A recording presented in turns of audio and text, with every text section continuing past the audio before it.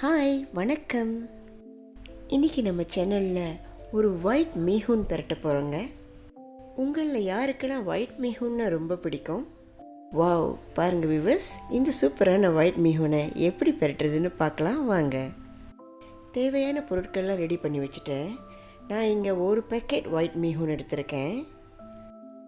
இந்த ரெசிபி ரொம்ப ஈஸி தாங்க. ஃபர்ஸ்ட் நான் இங்கே 2 முட்டையை எடுத்து நல்லா பொரித்து எடுத்துக்க போகிறேன்.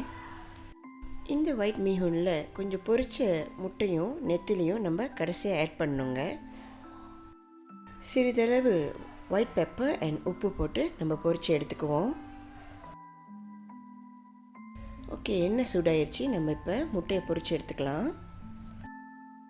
என்னோட இந்த ரெசிபி கொஞ்சம் வித்தியாசமாக இருக்குங்க. கண்டிப்பாக நீங்களாம் ட்ரை பண்ணி பாருங்கள். ஓகே, முட்டை நல்லா பொரிச்சு வந்துருச்சு. இப்போ நெத்திலையும் நம்ம பொரிச்சு எடுத்துக்கலாம். இந்த பொரிச்ச நெத்திலையும் முட்டையும் நம்ம இறுதியாக தான் மீஹூனில் சேர்த்துக்க போகிறோம். ஓகே, வாங்க நம்ம மீஹூன் பெரட்டலாம். சூடான எண்ணெயில் கடுகு தாளிப்பு சேர்த்துக்குவோம்.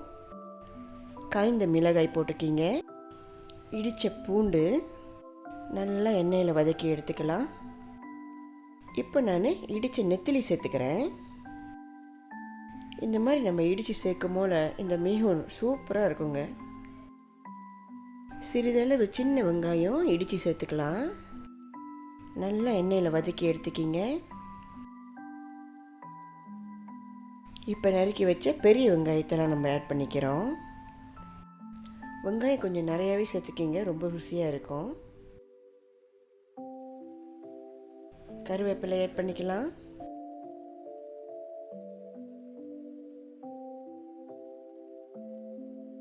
இப்போ முட்டை சேர்த்துக்குவோம். இங்கேயும் நான் முட்டை ஆட் பண்ணுறேங்க. நல்லா எண்ணெயிலே நல்லா வேக வச்சு எடுத்துக்கலாம். இந்த மாதிரி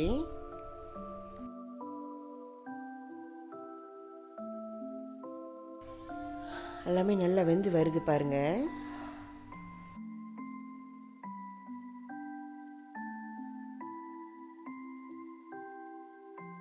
இப்போ நம்ம மீஹூன் ஆட் பண்ணிக்கலாம்.